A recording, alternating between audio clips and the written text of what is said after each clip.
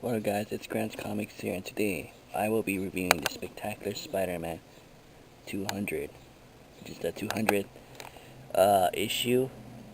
So this is basically about, Spider-Man and Green Goblin. So in this story, the Green Goblin is Harry Osborn, because if you guys know the Spider-Man and Green Goblin story, you know that Harry Norman got murdered by his glider. If you guys seen the first Spider-Man movie, you pretty much know what happened.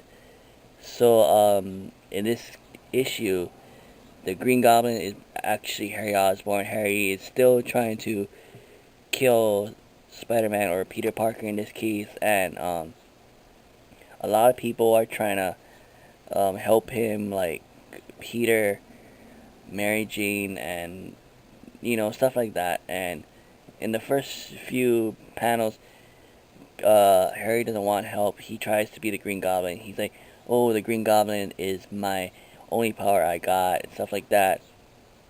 And then um,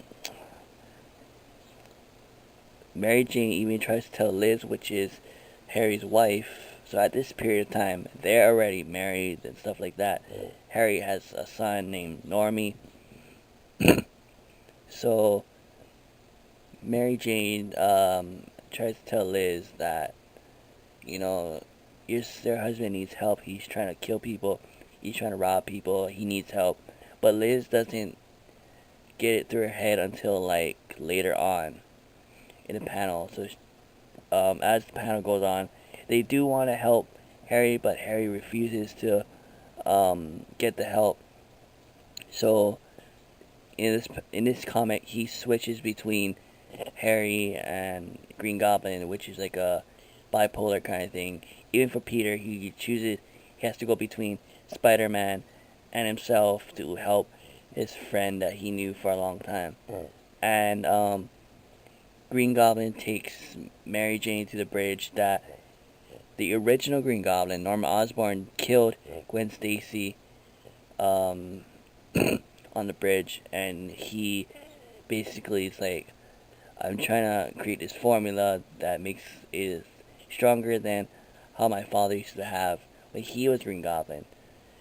And Mary Jane is like, "Oh, we want to help you. We don't want you to become your father. We're trying to make you a better person." But of course, Harry doesn't listen. And